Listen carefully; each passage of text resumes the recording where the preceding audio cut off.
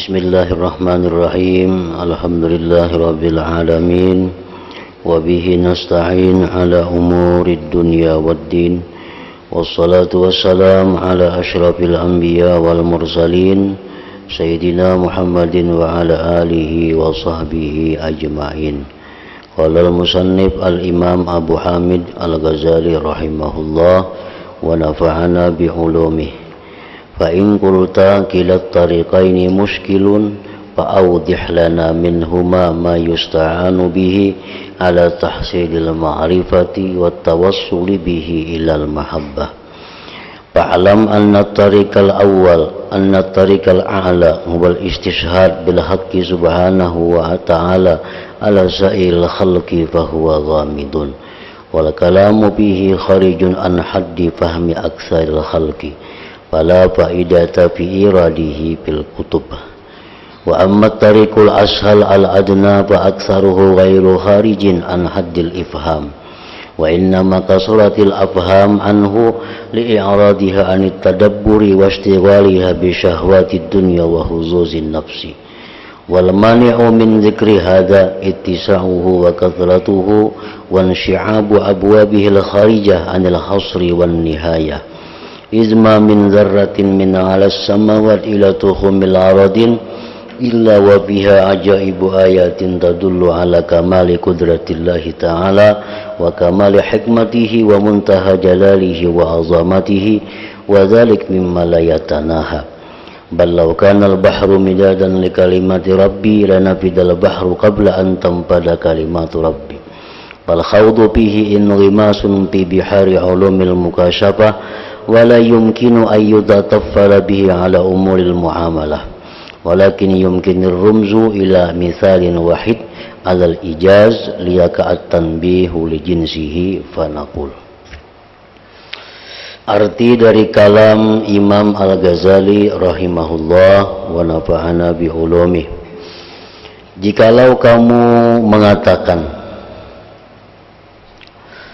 bahwa masing-masing dua jalan itu sulit,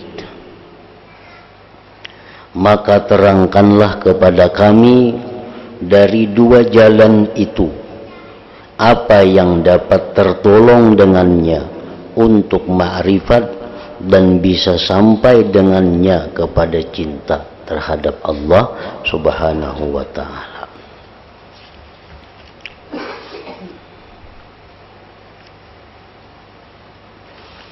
Sebagaimana disebutkan oleh Imam Al-Ghazali rahimahullah bahwa orang yang sampai kepada martabat ma'rifat yang membuahkan cinta kepada Allah ada dua jalan. Jalan yang pertama, ujar beliau, adalah jalan yang tinggi, jalan yang sulit, yaitu jalan di mana seseorang lebih dahulu menyaksikan Allah baru menyaksikan yang lainnya. Jalan yang pertama ini jalan di mana dia ingat Allah terlebih dahulu sebelum mengingat ada yang lainnya. Ini jalan yang tinggi. Sedangkan jalan yang kedua adalah jalan di mana kita terlebih dahulu melihat sesuatu, melihat ciptaan Allah yang akhirnya menyampaikan kita kepada ingat dengan Allah subhanahu wa ta'ala. Nah, ini jalan yang kedua. Maka ketahuilah bahwa jalan yang tertinggi adalah mempersaksikan dengan Al-Haq subhanahu wa ta'ala atas sekalian makhluk. Sebelum inya mengetahui itu adalah laki-laki atau perempuan, sebelum inya mengetahui itu unta atau sapi, sebelum inya mengetahui itu anjing atau kambing, dia sudah terlebih dahulu ingat kepada Allah. Belum lagi tahu barangnya kayak apa, sudah berdahulu inya ingat lawan Allah. Nah baru sesudah itu hanya ingat kepada yang diciptakan oleh Allah. Ini jalan yang tinggi. Jalan ini biasanya dicapai oleh seseorang dengan berkah. Berkah orang ini punya keturunan yang wali, sehingga doa nenek moyangnya, doa kuitannya dikabulkan Allah, sehingga anaknya ini kada perlu susah payah, kada perlu suluk yang bersusah-susah, diberi Allah demikian. Nah, bisa juga diberikan Allah jalan yang pertama ini kepada orang yang benar-benar ingin untuk ma'rifat kepada Allah. Orang-orang yang punya himmah 100% untuk mencapai martabat ini. Allah mengetahui hatinya itu benar-benar sungguh, lalu tanpa susah payah orang ini diberi Allah demikian. Seperti apa yang dialami oleh Syekh Abdul Wahab Asy-Sya'rani. Beliau salah seorang ulama yang besar, yang banyak mengarang kitab dan banyak mempunyai kitab-kitab karangan para ulama, sehingga rumah Sidin itu penuh dengan kitab. Namun beliau merasa dengan Allah Ta'ala itu belum sempurna ma'rifatnya. Walaupun sudah jadi ulama besar, walaupun sudah mampu mengarang banyak kitab, walaupun sudah banyak berisi kitab, tapi beliau merasa ma'rifat kepada Allah itu masih belum sampai kepada tingkatan yang baik. Akhirnya beliau mencari guru. Bertemulah dengan seorang waliullah yang bernama Ali Al-Khawwas. Ali Al-Khawwas ini tahu bahwa Abdul Wahab Sya'rani ini orang yang sangat besar ilmunya.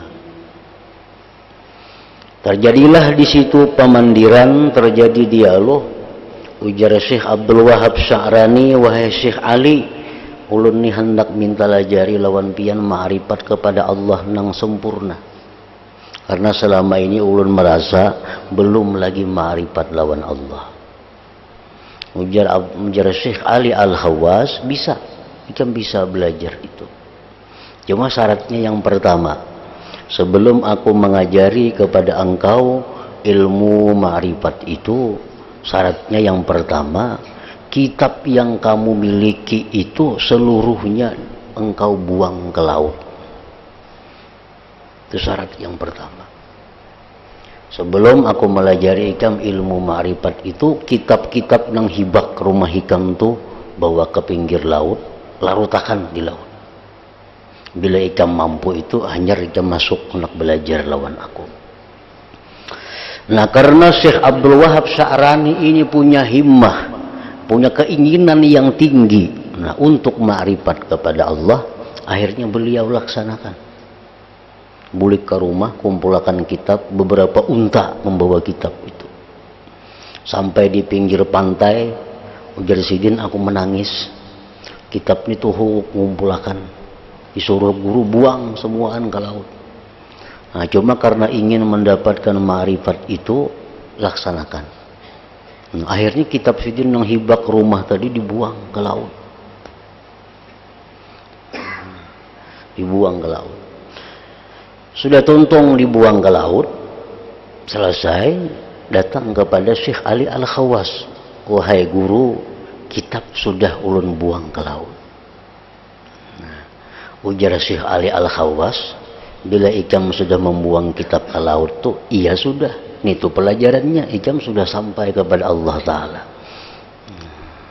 Kada perlu belajar lagi lawan aku, karena kitab itu sudah ikam buang. Nah, karena Syekh Ali Al-Ahwas ini mengetahui bahwa Abdul Wahab Sya'rani ini yang mendinding beliau dari ma'rifat itu adalah kitab-kitab itu. Kitab-kitab itu yang mendinding beliau daripada ma'rifat. Selalu kitab. ini kitab anu halaman sekian. Ada masalah, cari kitab anu. Ada dapat masalah baru, buka kitab anu. Selalu kitab, lupa kepada Allah. Nah, jadi ini yang menghalangi engkau dari Allah. Bila kitab itu sudah ikam buang, ikam kada ada lagi pegangan, yang ada hanya Allah, nah disitulah engkau sudah sampai kepada ma'rifat. Nah, jadi kada lawas belajarnya, cuma kitab habis.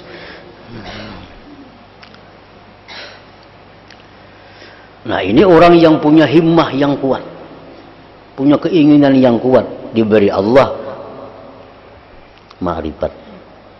Ma'rifat ini seperti jalan yang pertama ini, jalan yang tinggi.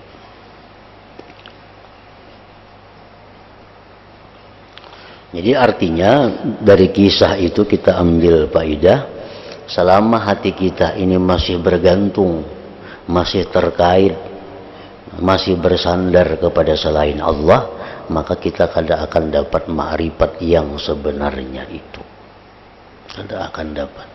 Karena itulah yang mendinding kita daripada Allah Subhanahu wa Ta'ala. Apabila kita masih merasa senang dengan adanya makhluk ini, kita merasa tentram dengan adanya makhluk Allah, kita merasa nyaman hati apabila duit kita banyak, kita merasa gelisah bila kada sing duitan. Nah, itulah pendinding kita dari Allah. Itulah yang menghalangi kita daripada ma'rifat. Apabila sudah kita kada berubah lagi hati, datang harta kada mengubah kita kepada Allah, tiada harta kada mengubah kita dari Allah. Nah, itulah ngarannya kita sudah berpegang kepada Allah. Nah, itulah yang membawa kita kepada ma'rifat. Itulah yang membawa kita kepada mahabbah, cinta kepada Allah. Dan ini adalah sulit ini. Kalau kita hendak ma'rifat jalan nang sini sulit. Harus drastis kita mengubah kebiasaan. Dan membicarakannya adalah di luar batas pemahaman kebanyakan manusia. Maka tidak ada faidah mendatangkannya di dalam kitab-kitab. Itu ada perlu dikupas. Nah, karena itu sulit dipaham oleh orang. Adapun jalan termudah dan terdekat untuk mencapai kedudukan ma'rifatullah, maka kebanyakannya tidak keluar dari batas pemahaman. Kalau kita hendak ma'rifat lawan Allah, ada jalan yang mudah, ada jalan yang dekat, ada jalan yang nyaman dimengerti, ada jalan yang nyaman dipaham. Dan hanya saja singkatnya pemahaman daripadanya itu. Kenapa kita kada paham juga? Maka nyaman jalannya, maka nyaman pemahamannya.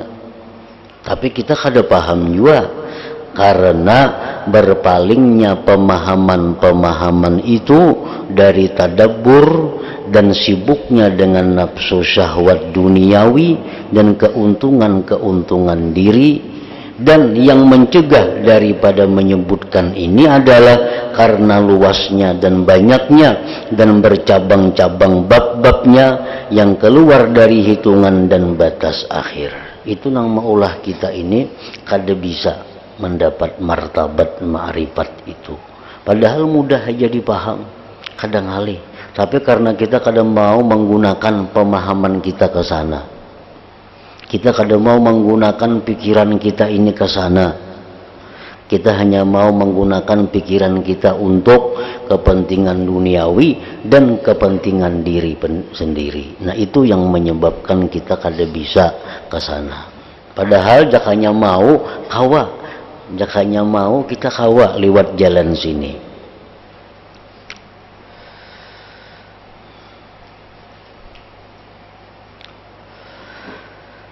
Karena tidak ada dari satu zarrah pun dari langit yang tertinggi sampai kepada batas bumi, kecuali ada padanya tanda-tanda keajaiban yang menunjukkan kesempurnaan kudrat Allah Ta'ala kesempurnaan hikmahnya, kesudahan keagungan dan kebesarannya.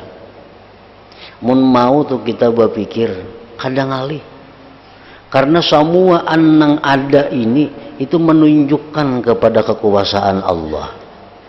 Semua anang kita lihat itu menunjukkan kepada kesempurnaan ilmunya Allah. Semua anang kita lihat hari-hari ini menunjukkan kepada keagungan Allah. Amunnya kita mau, bisa. Kadang kali. Dan yang demikian itu tidaklah termasuk yang ada batas akhirnya. Allah Ta'ala berfirman, qul law kana al-bahru midadan li kalimati rabbi lanafidal bahru qabla an tanfada kalimatu rabbi.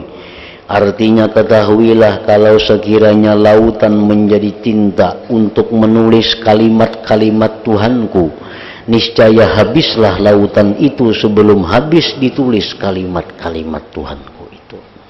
Kalimat-kalimat itu seluruhnya menunjukkan kepada kekuasaan Allah Subhanahu wa Ta'ala. Maka berenang padanya adalah menyelam dalam lautan mukasyafah dan tidak mungkin menerubus dengannya pada ilmu muamalah. Akan tetapi mungkinlah dirumuskan, diisyaratkan pada suatu contoh secara ringkas supaya ada perhatian untuk yang sejenisnya. Maka kami mengatakan, Imam Ghazali hendak melajari kita memikirkan makhluk Allah ini, keajaiban-keajaibannya sidin padahakan lawan kita. Karena kita mau berpikir seorangan kada sampai pikiran kita ke situ, karena kada ada ilmunya. Lalu sidin padahakan caranya, tafakur tuh kayak apa, memikirkan. Maka kami mengatakan yang paling mudah dari dua jalan adalah memikirkan kepada af'al. Itu yang paling mudah. Kita pikirkan af'al Allah. Karena kita sudah yakin bahwa seluruh yang ada di alam ini adalah perbuatan Allah. Itu sudah kita yakini. Kita sudah kada guyah lagi. Kita sudah kada ragu-ragu lagi bahwa seluruh yang ada di alam ini adalah af'al Allah, perbuatan Allah. Itu kada ragu-ragu lagi. Cuma tinggal kita mencari keajaibannya. Mencari keajaibannya. Maka marilah kita membicarakan tentang af'al itu, dan marilah kita tinggalkan yang tertinggi. Jalan yang tinggi itu kada usah. Kemudian al-af'alul ilahiyah itu banyak. Fi'il Tuhan itu banyak, kada kawa hitungan. Mung kita hitung lawan banyu laut tadi sebagai tinta kada cukup. Mung kita hendak maramu tapakur secara umum, secara sekaligus kada cukup. Otak kita kada menyandang karena kebanyakan fiil Allah itu. Maka kita mencari yang sedikit, cari yang sedikit, yang paling rimih dan yang paling kecil. Dan marilah kita perhatikan kepada keajaiban-keajaibannya.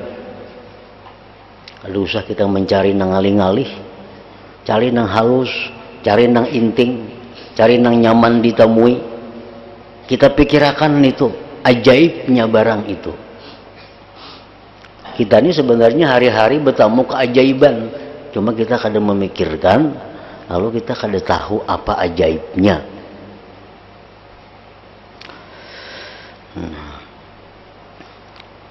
Maka yang paling sedikit daripada makhluk-makhluknya Allah adalah bumi. Bumi, tempat kita berdiam ini ngarannya bumi. Dan apa yang berada di atasnya itu paling sedikit. Bumi dan isinya ini paling halus makhluk Allah dibanding dengan makhluk-makhluk lainnya. Bumi ini paling halus.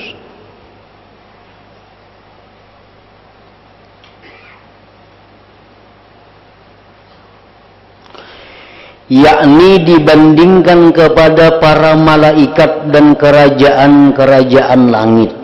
Penduduk bumi ini sangat sedikit, namun dibanding dengan malaikat. Kerajaan di bumi, kerajaan yang paling halus, namun dibanding dengan kerajaan langit.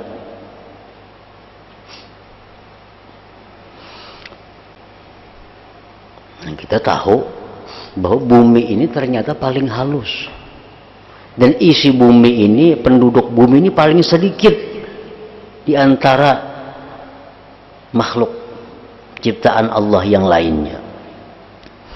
Maka jikalau kamu memandang kepadanya bumi dari segi jisim dan dari segi besar pada dirinya, maka matahari menurut yang kamu lihat dari kecil bentuknya, maka ia seperti bumi dengan besar 160 kali lebih.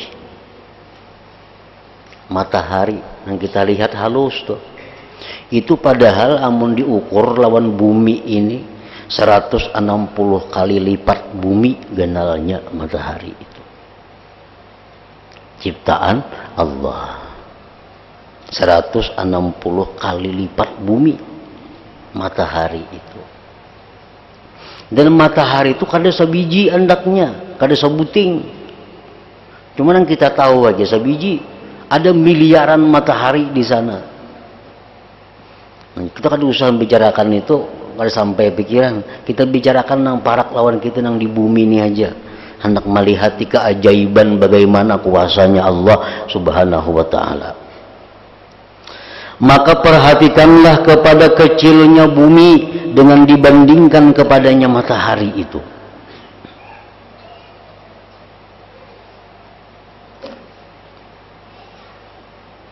Kemudian perhatikanlah kepada kecilnya matahari dengan dibandingkan kepada jalan peredarannya, yang peredaran itu dipusatkan kepadanya. Matahari sudah ganal, jalannya matahari itu pulang, tempat ini berputar tentu lebih ganal lagi dari mataharinya. Maka sesungguhnya tidak ada perbandingan baginya pada peredaran itu, dan matahari itu di langit yang keempat. Langit yang keempat itu kecil dibandingkan kepada yang di atasnya daripada 7 langit. Kemudian 7 langit itu pada Al-Kursi adalah seperti anting-anting yang berada di atas tanah padang pasir. Kursi Allah, wasi'a kursiyuhu, ayat kursi itu. Nah, kursi itu dibanding dengan matahari sama dengan anting-anting di padang pasir. Dan Al-Kursi itu dibanding pulang pada aras seperti itu juga. Maka ini adalah memandang dari segi zahir perurangan dan dari segi taksiran. Alangkah hinanya bumi secara keseluruhannya dibandingkan kepadanya. Bahkan alangkah kecilnya bumi dibandingkan kepada lautan. Rasulullah SAW bersabda, al-ardu fil bahar kal istabli fil ardi. Artinya bumi pada laut itu adalah seperti gendang pada bumi. Nah, tanah pulang di bumi ini, daratan ini dibanding lawan lautan, kada paparakan luas lautan dibanding daratannya. Kebenaran ini dapat diketahui dengan penyaksian dan percobaan. Coba aja ukur mana banyaknya darat lawan laut. Nah, kawa diukur, kawa diketahui bahwa yang tampak dari bumi, dari permukaan air ada seperti pulau kecil dibandingkan pada seluruh bumi.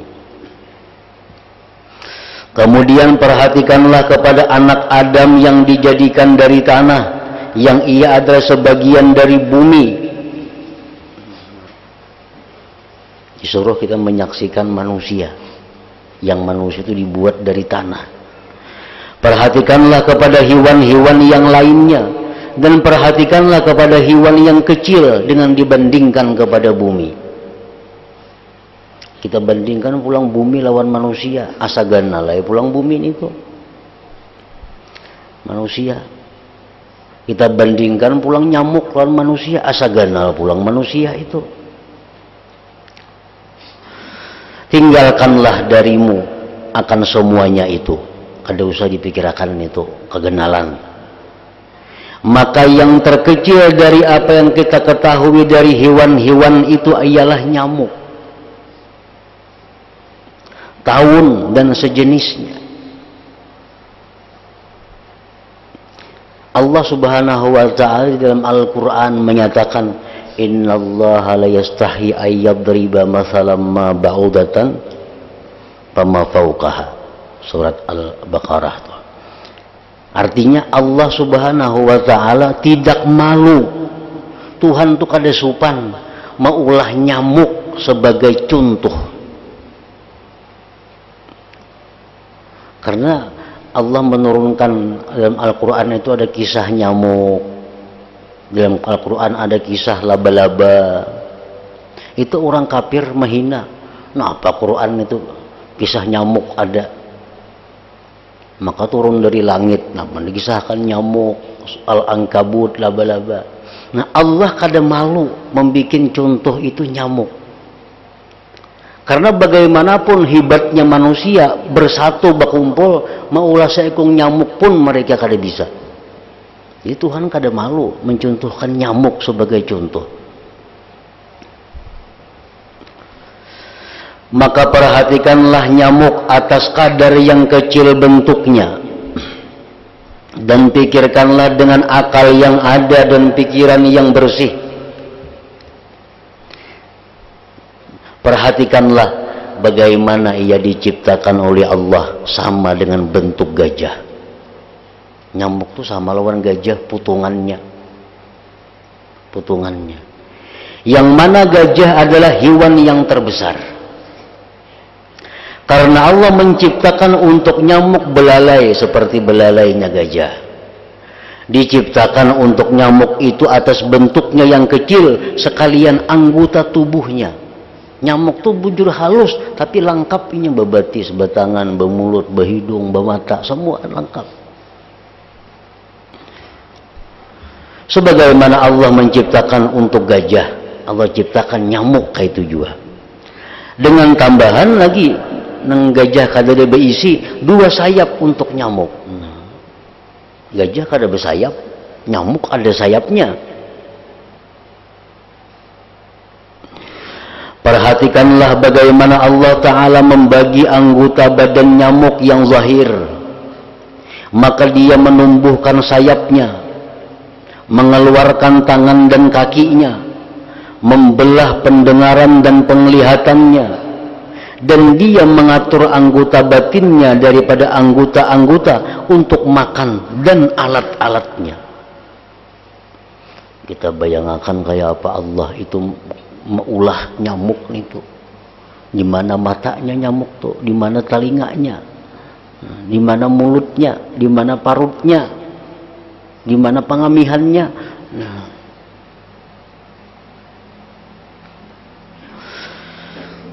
Sebagaimana yang diatur olehnya pada hewan yang lain. Dan dia Allah menyusun padanya nyamuk dari kekuatan mencari makanan,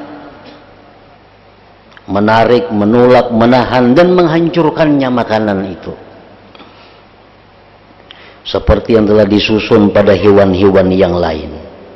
Semua itu mengenai bentuk dan sifat-sifatnya. Nah, jadi sebenarnya seekor nyamuk itu sudah bisa menyampaikan kita kepada ma'rifat lawan Allah. Namun kita mau mengamati, mau memikirkan tentang keajaiban daripada ciptaan Allah Subhanahu wa ta'ala. Kemudian perhatikanlah kepada petunjuknya, bagaimana Allah memberi petunjuk kepada nyamuk itu kepada makanannya. Diperkenalkan oleh Allah kepada nyamuk itu bahwa makanannya adalah darah manusia. Allah memberitahu kepada nyamuk makanan nikam itu darah. Kemudian perhatikanlah bagaimana Allah menumbuhkan untuk nyamuk itu alat terbang kepada manusia. Bagaimana Allah menciptakan untuknya belalai yang panjang dan belalai itu membatasi kepala. Bagaimana Dia memberi petunjuk kepada nyamuk, kepada lubang puri-puri kulit manusia, sehingga nyamuk itu bisa meletakkan belalainya pada salah satu dari lubang puri-puri kita. Kemudian bagaimana Dia Allah menguatkan nyamuk itu sehingga dapat mencucukkan belalainya pada manusia. Kulit kita ini tambusnya.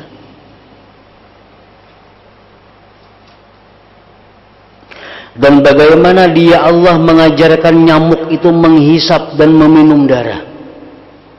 Dan bagaimana Dia menciptakan belalai itu serta sangat kecilnya dan berlubang di tengahnya. Belalai itu yang kayak kalip, ada lubang di tengahnya. Jadi belalai nyamuk tuh halus, sagan puri-puri, ini kan puri-puri masuknya. Nah, dari halusnya itu dalamnya itu ada lubang, kawa menghiup darah.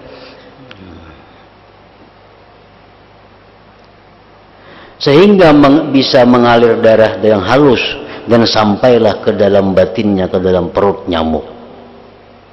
Dan terbagilah darah itu pada bagian-bagian tubuh nyamuk dan menjadi makanan untuknya nyamuk. Kemudian bagaimana Allah memberitahukan kepada nyamuk itu bahwa manusia punya maksud kepadanya dengan tangan. Lalu Allah mengajarkan cara lari dan persiapan alat-alat lari itu. Allah memberitahu nyamuk hati-hati. Bila manusia berilai tangan jam sedang buka. Allah siapkan alatnya untuk lari itu. Allah menciptakan untuk nyamuk itu pendengaran.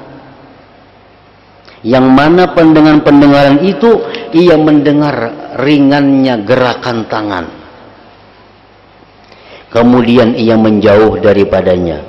Lalu nyamuk itu meninggalkan menghisap darah dan ia lari. Kemudian apabila tangan manusia itu sudah tenang, maka nyamuk itu kembali lagi datang pulangnya. Nah, itu Allah melajari lawan nyamuk cara mencari makanan, cara menghindarkan diri dari kebinasaan.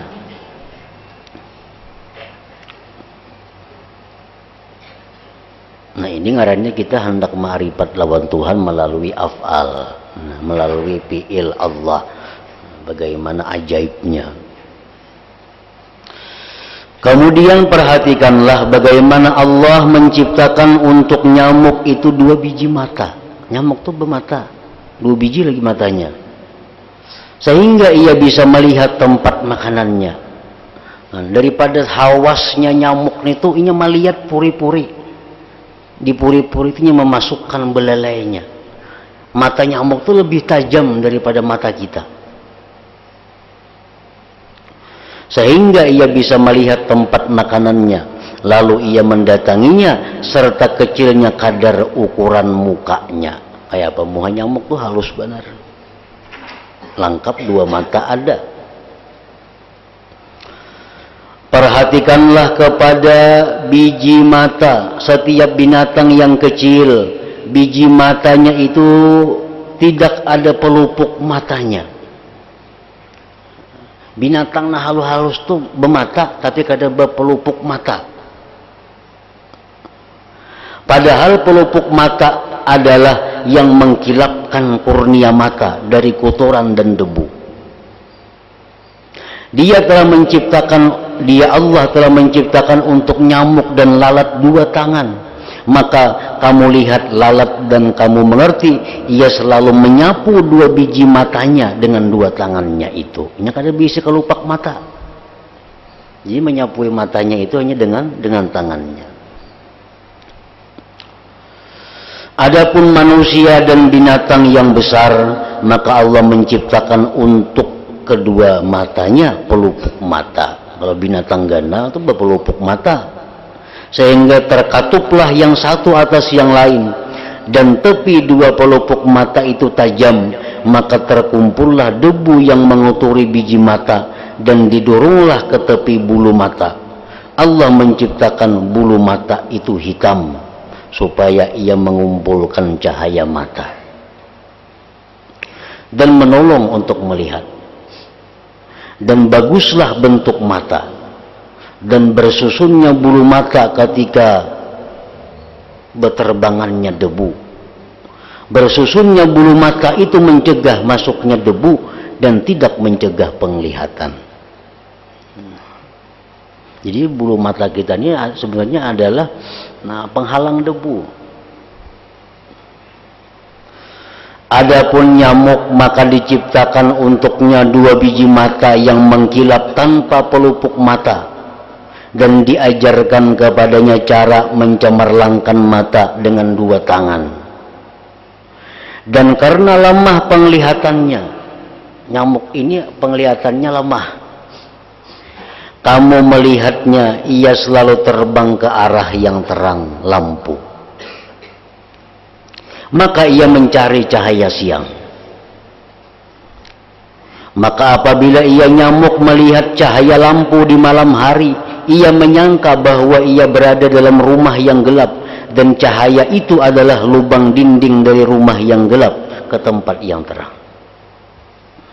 Maka ia senantiasa mencari cahaya yang terang dan melimparkan dirinya pada cahaya itu.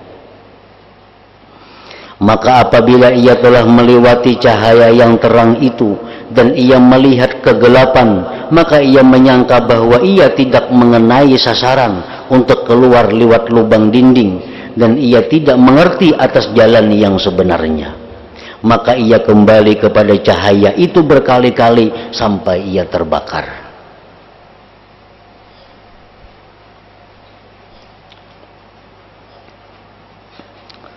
Jadi artinya si nyamuk ini karena inya lemah cahaya matanya, inya seringkali mencari cahaya terang.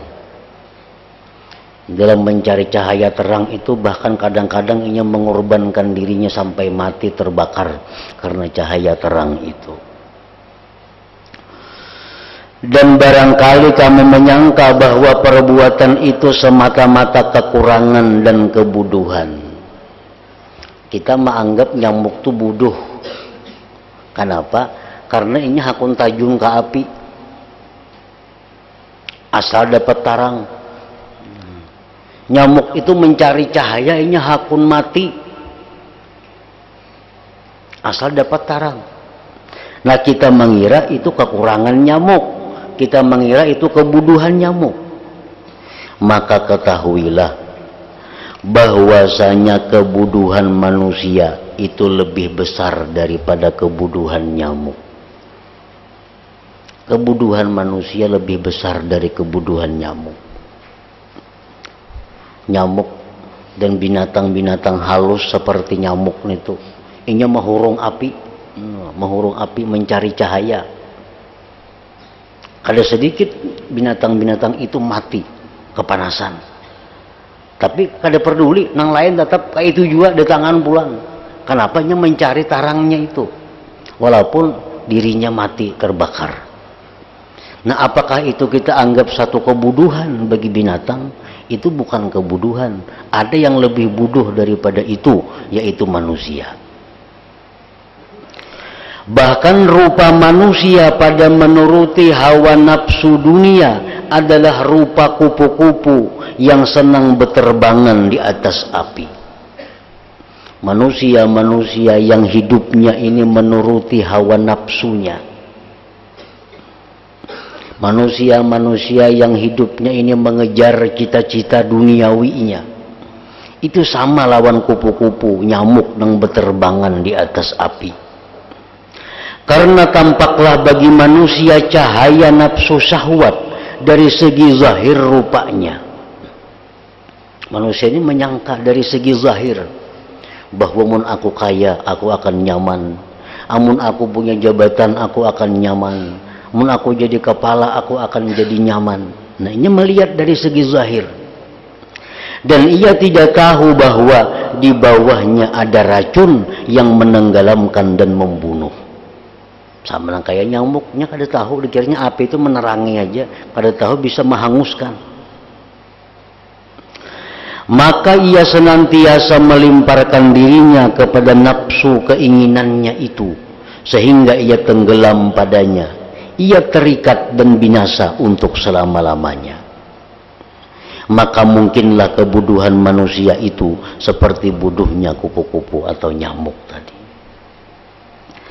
Karena sesungguhnya kupu-kupu dengan ketertipuannya pada cahaya yang tampak, jikalau ia terbakar, ia terlepas dengan seketika.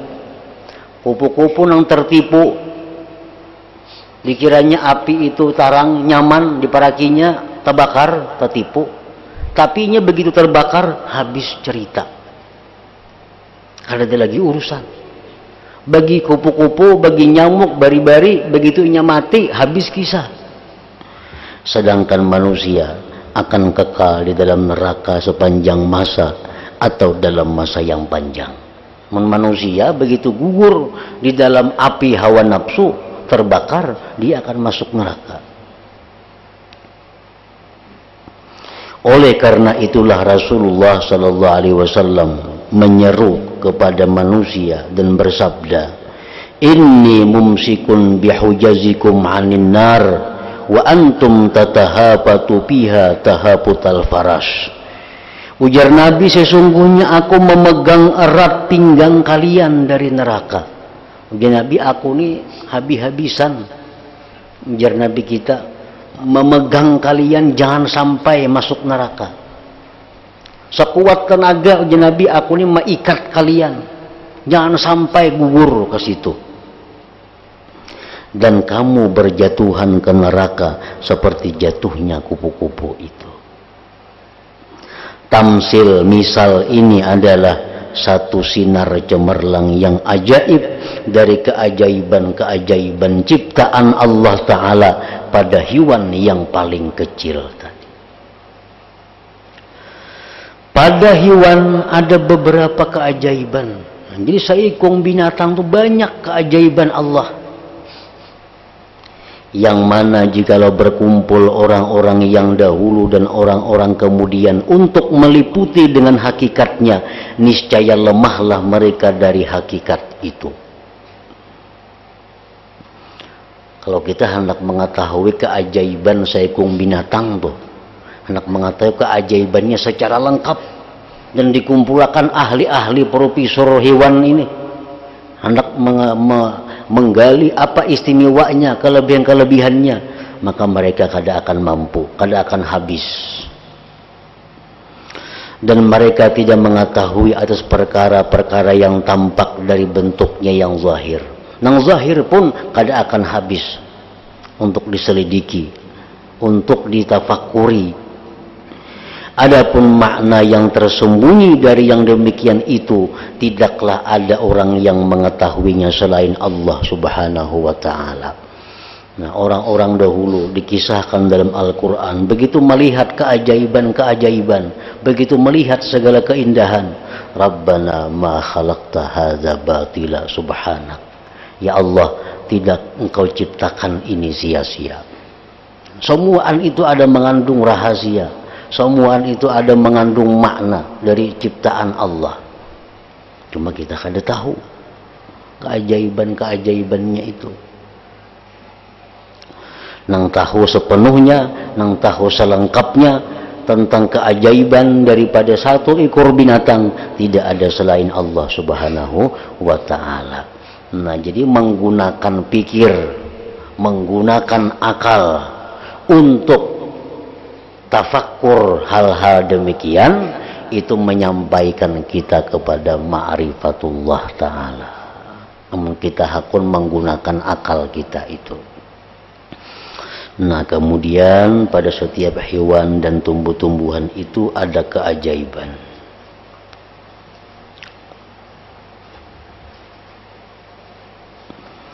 Ila hadratin Nabi sallallahu alaihi wasallam al-Fatihah. A'udzu billahi minasyaitonir rajim. Bismillahirrahmanirrahim.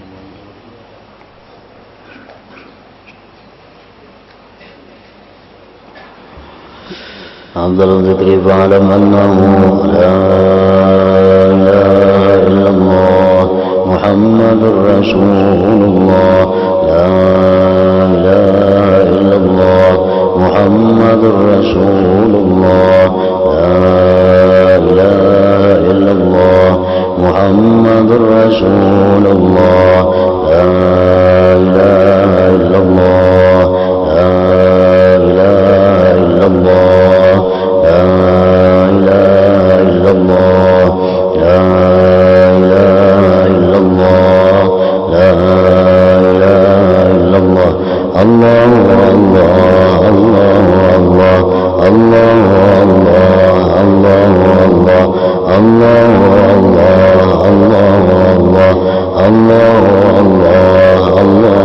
الله الله الله الله الله الله الله لا إله إلا الله محمد رسول الله لا إله إلا الله محمد رسول الله لا إله إلا الله محمد رسول الله لا إله إلا الله الفاتحة إلى حضرة النبي صلى الله عليه وسلم يا بنام